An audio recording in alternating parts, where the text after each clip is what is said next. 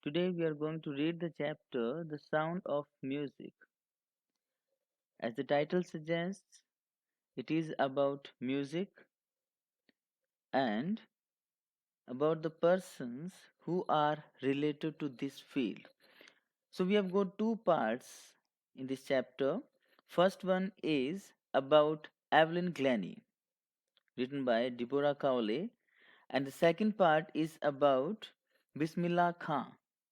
So we will read about two great personalities related to the field of music. One is Evelyn Glennie and the second is Ustad Bismillah Khan. So before reading the chapter, let us go through the theme. It is about people who have achieved success and recognition through determination, hard work, and courage. We will read about the people, about two personalities who had shown determination and hard work and courage, and that's why they are known to us. And the second thing that we note, the rich heritage of Indian music and our musical instruments. So this is also the theme. The writer wants to make us known that how rich our Indian culture is, our Indian music is. And one more theme is the patriotism. So this rich heritage of Indian music is especially connected to Ustad Bismillah Khan. Let us know the key points of these chapters. So first of all, we should know what biography is, because this chapter have got two biographies. And what a biography is a detailed description of the life and history of a person written by someone else. So the life of Evelyn Glennie and the life of Ustad Bismillah Khan will be read by us in the chapter. So we will read the life story of these persons. So first part is about Evelyn Glennie and who the person is. Evelyn Glennie is a girl who has lost her hearing ability. And also, we will know about the difficulties faced by that girl. Evelyn's determination to lead a normal life and pursue her interest in music. We will also know about her determination, her strong willpower to lead a normal life. She thought that she would lead a normal life though she was deaf, she could not hear. Still, she had this courage, she had this determination that she would pursue, she would follow her interest in music. And we will know about her achievements. And the second biography that we will read, it is about Ustad Bismillah Khan, born in a very ordinary family. Still, he gave a lot to Indian music. So he was an Indian musician who popularized Shehnai, a musical instrument Shehnai is, and we will read about the achievements of Ustad Bismillah Khan. We will begin first part of this chapter, and this part is about Evelyn Glennie listens to sound without hearing it. Evelyn Glennie had been deaf in her childhood. So before you read, God may have taken her hearing, but He has given her back something extraordinary. What we hear, she feels far more deeply than any of us. That is why she expresses music so beautifully. So this is the quotation by some writer, and what he says that God may have taken her hearing. God may have taken her hearing means God made her deaf. She could not hear, but God have compensated that loss of hearing. And how did God compensate? God had given some extraordinary to her, because whatever we hear, she can feel, or we can say that she could hear by her body far more deeply, and we cannot hear so deeply as she feels all those things than any of us. That's why she expresses music so beautifully. And why she expresses the music so beautifully? Because she could hear the sound more deeply than us. So now we will read the following account of a person who fought against a physical disability, and the person is Evelyn Glennie, and the physical disability is her loss of hearing, and made her life a success story. And she had made her life a success story. We will read about her. Rush hour crowds jostle for position.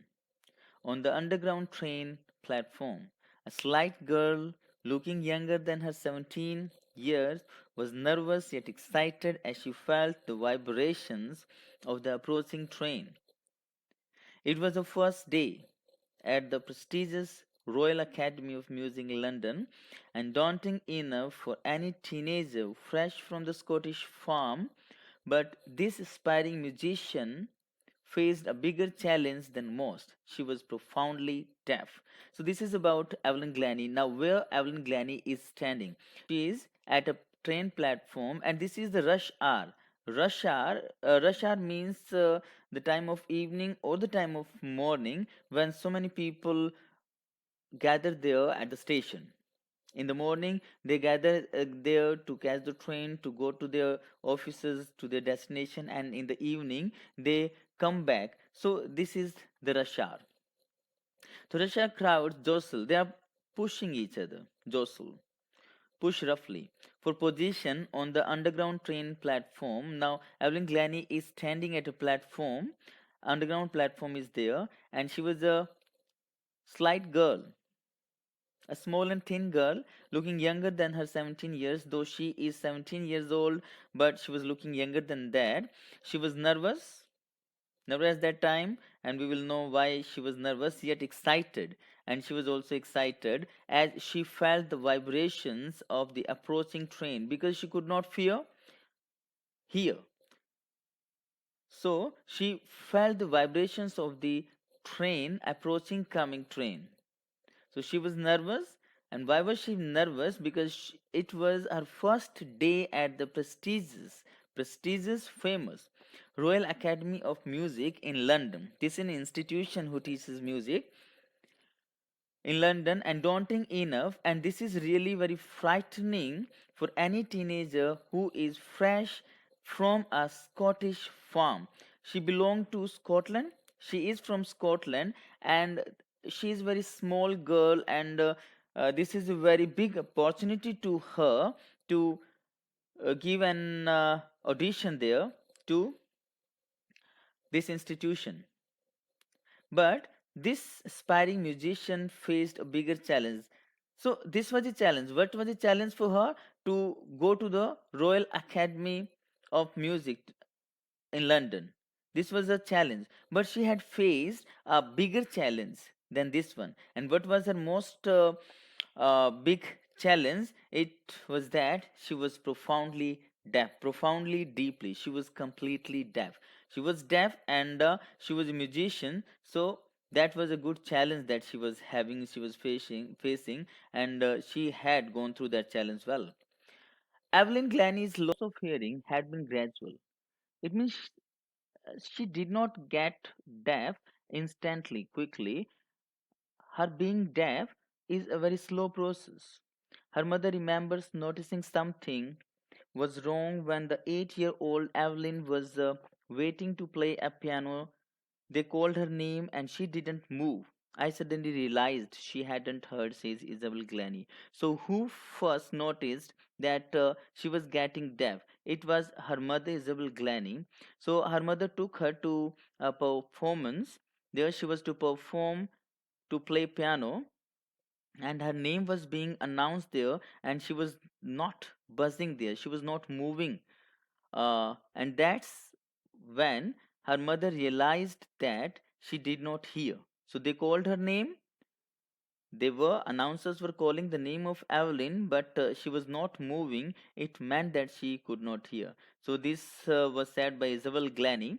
For quite a while, Evelyn managed to conceal. Conceal means hide. So for some time, Evelyn could conceal, could hide her growing deafness from friends and teachers. She did not want to be ashamed before those persons. That's why she did not let them know. But by the time she was 11, but when she was 11, her marks had deteriorated, decreased, lessened, and her headmistress urged, requested her parents to take her to specialist. So what happened, while the time she was 11, she was not getting good marks. That's why her teacher suggested that she needs special attention, or say she needs a specialist. So it was then discovered that her hearing was severely impaired, and then it was found that her hearing was severely, badly impaired, damaged as a result of gradual nerve damage. So, how did she get deaf? It was a gradual nerve damage that she was experiencing, and that made her deaf. They were advised that she should be fitted with hearing aids. So, they were advised, Evelyn and her mother were advised that Evelyn should be fitted with some hearing aids, a machine that is to put onto the ear so that she could hear better, and sent to a school for deaf. And they were also suggested that she should be sent to a special school for deaf. Everything suddenly looked black because she did not want to go uh, anywhere. She only wanted to live a very good and normal life. Says Evelyn that everything was black to her. It seemed to her that her future is going to be damaged. But Evelyn was not going to give up. So she was a very determined girl. She was a resolute girl. That's why she did not want to surrender, give up. She was determined, she was resolute, and she resolved to lead a normal life. She wanted to lead a normal life, and she wanted to pursue, and she wanted to follow her interest in music. She was interested in music, and she wanted to follow that interest, and she did not want to give up. Though it is a shortcoming, it is a barrier to her way, but she wanted to overcome that barrier. One day, she noticed a girl playing xylophone and decided that she wanted to play too. So one day she saw someone playing xylophone, and she decided that she would also play xylophone when the girl was playing. Most of the teachers discouraged her. So most of the teachers, musicians discouraged her because she could not hear. Then they said that she could not play. But one person who was really very important for her, it was Ron Forbes, who who found her potential. She found the ability that was there in her. Ron Forbes. It was percussionist Ron Forbes. And what is a percussionist? Who plays drum and tabla. Okay, so this is called percussionist. So Ron Forbes was a percussionist, and he was sure, and he found the potential that was there in her. So he began to train her. And how did he train? That will be mentioned here. He began by tuning two large drums in different notes, and he just adjusted the notes of those drums. One drum would uh, produce high notes, and the second drum would be some low notes. So don't listen through your ears, he would say. So what did he suggest to Evelyn? He suggested Evelyn that Evelyn should not listen the music through the ears, but instead she should try to sense the music some other way. And what Evelyn says? Evelyn said that suddenly she realized that she could feel the higher drum. She could feel the higher drum from the waist up and the lower one from the waist down. So now she realized that the higher notes of music she could feel from her upper body, and from her lower body she could feel the lower notes of music. Forbes repeated the exercise. He continued to repeat the exercise, and soon Evelyn discovered that she could sense certain notes in different parts of body. So now she realized that all the parts, each and every part of her body, works as her ears. So she could feel the musical notes through each and every part of her body. I heard I had learned to open my mind and body to sounds and vibrations, and now she learned to open her mind and her body to the sounds and vibrations. So she could now react to the sound and the vibration, though she could not hear from her ears. The rest was sheer. Sheer means only. The rest was only determination and hard work. So it was only by determination and hard work that she achieved whatever she uh, wanted to achieve. She never looked back from that point onwards. She toured the United Kingdom with the youth orchestra, and by the time she was 16, she had decided to make music her life. She auditioned for the Royal Academy of Music and scored one of the highest marks in the history of the Academy. She gradually moved from orchestral work to solo performances. At the end of a 3-year course, she had captured most of the top awards. So, after taking training from Ron Forbes, she was now determined to go through music. So she never looked back from that point onwards. She toured to United Kingdom. She went to United Kingdom with the youth orchestra. She started playing musical instrument with orchestra group musicians. And by the time she was 16, she had decided to make music her life. And then she decided that music should be her life and career. She auditioned for Royal Academy of Music, one of the biggest institution of music, and she scored one of the highest marks, and that was really great achievement for a person who could not hear. She achieved highest mark in the history of the academy. She gradually, slowly, by and by, she moved from orchestral work to solo performances. Now she started to give solo performances. Solo means alone on the stage.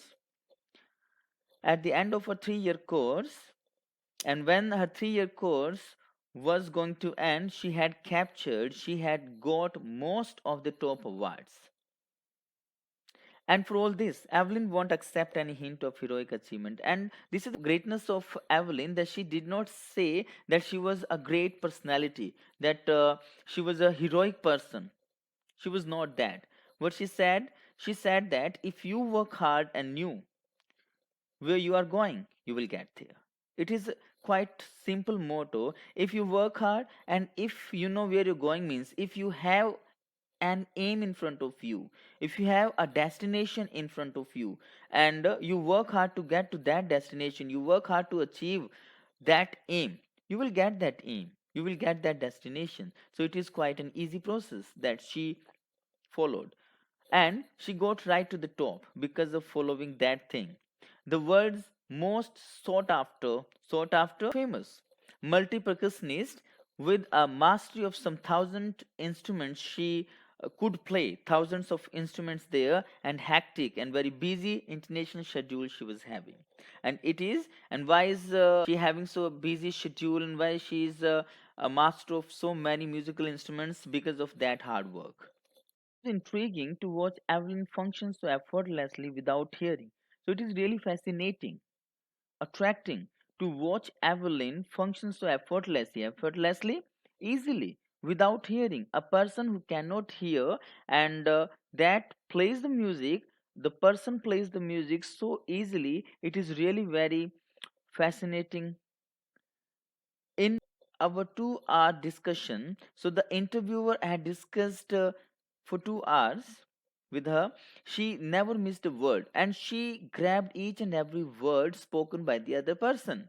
And what she said about her hearing to other persons, so she said, "Man with bushy beards give me trouble." She laughed. It was a joke that she cracked, and she said that man having long beards, that give her trouble. She could not understand easily those persons who have got beards.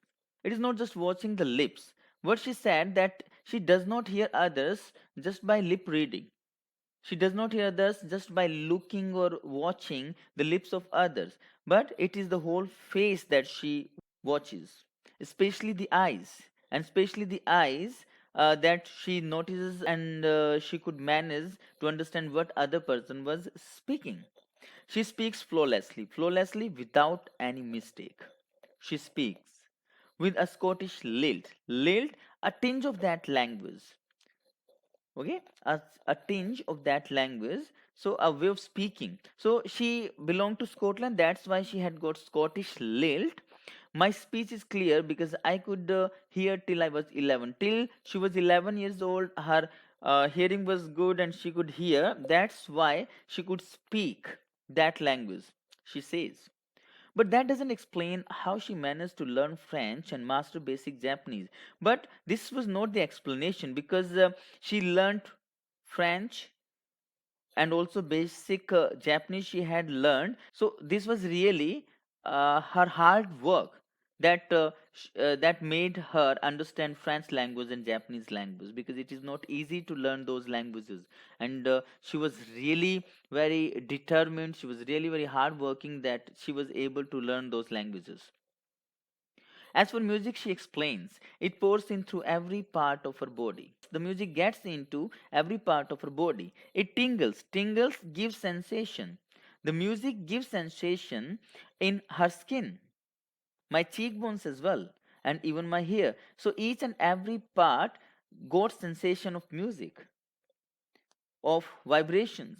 When she plays the xylophone, she can sense the sound passing of the stick into her fingertips, because she plays the xylophone with the help of the stick. And when the xylophone gives vibration, so she could feel that vibration from her fingers by leaning against the drums. And when she just play those drums, so she bends, leaning, bending. By bending against those drums, she could feel the resonance. She could feel the echoes of sound flowing into her body. The sound of the drums, she could feel the sound of the drum echoes into her body. On a wooden platform, she removes her shoes, and she would play music standing on the wooden platform. And she would take off her shoes as well, so that the vibration passed through her bare feet and up her legs. So in this paragraph she says that music gets into her body through each and every part. Okay, her hair, her fingers, her feet, her skin, everything just uh, take that resonance, take the sound. Not surprisingly, Evelyn delights her audiences. So it is not surprising that her audience gets happy. Delights makes happy. Her audience gets happy when the audience listen to the music of Evelyn. In 1991, she was presented with the Royal Philharmonic Society's prestigious Soloist of the Year award. So, in 1991, she got that award. Royal Philharmonic Society's prestigious Soloist of the Year award, says master percussionist James Blades. James Blade, master percussionist, is there, and what he says about Evelyn. And these lines are the introductory part of this chapter as well, of this part as well. So God may have taken a hearing, but he has given her back something extraordinary. Though God made her deaf, but God has given her some extraordinary thing. And what the extraordinary thing is that what we hear, she feels. What we hear through our ears, she could feel through her body far more deeply. And her feeling of the music, her feeling of the sound is more deeper than ours. She could feel the sound deeper than we do. That's why she expresses music so beautifully. Evelyn confesses, she admits, she accepts that she is something of the workaholic. Workaholic, workaholic, a person who just give all his time to work. So I've just got to work, often harder than classical musicians, but the reward are enormous. What she said, she accepted that she had to work hard. I have just got to work. She had to work hard, and she worked harder than the classical musicians. We know that the classical music is not very easy to learn. It is very hard to learn. So the classical musicians do not work so hard as was done by Evelyn. But the rewards are enormous. But the rewards of her hard work was enormous, enormous, large, a lot. And but she got the reward of that hard work as well. And what the reward is, that she was at the topmost position. Apart from the regular concerts, Evelyn also gives free concerts in prisons and hospitals. She also gives high priority to classes for young musicians. And Richtlin of the Beethoven Fund for Deaf Children says. So, what Anne Richtlin says for Evelyn, she is a shining inspiration for deaf children. She is a shining inspiration for deaf children, means deaf children are inspired by her life. They see that there is nowhere that they cannot go. They see those deaf people, those deaf students, deaf persons, they feel that Evelyn have achieved so much. That's why there is nothing, there is no destination that those persons could not achieve. So what Evelyn does, she give regular concerts, that's quite clear. But apart from those regular concerts, she shows her charity as well. She gave free concerts in prisons and hospitals as well. So that shows her charity. She was a charitable and a good girl. And she also gave classes to young musicians as well. So Evelyn Glennie has already accomplished more than most people twice her age. Her achievements are greater than her age. So those persons double of her age, they could not get such success as Evelyn had got. She had brought percussion to the front of the orchestra. Earlier, it was played at the back of the stage and demonstrated that it can be very moving. Percussion or those musical instruments can move or excite other persons. She had given inspiration, and this is also a good thing of Evelyn, that she was an inspiration for handicapped. Those persons who are handicapped, she is an inspiration for them. People who look to her, and those handicapped, those who look to her and say, if she can do, if Evelyn can achieve the thing, I can. It means that handicapped person can also achieve that thing, and not the least. And moreover, she has given enormous pleasure. She has given large a lot of pleasure to the millions. So this was really very inspiring chapter that we have gone through, and now I'd like to share the moral of this chapter. And what the moral is, the writer wants us to know that there are so many potential barriers to success, because Evelyn got success and so many barriers were there in front of her. Even her teachers discouraged her, but she was not demoralized. And hard work and firm determination is the key of success. And she showed hard work and she showed determination. That's why she got success. So I think you have gone through the chapter very well now. You have understood the chapter, the meaning, the hard words, and also the moral. So thank you.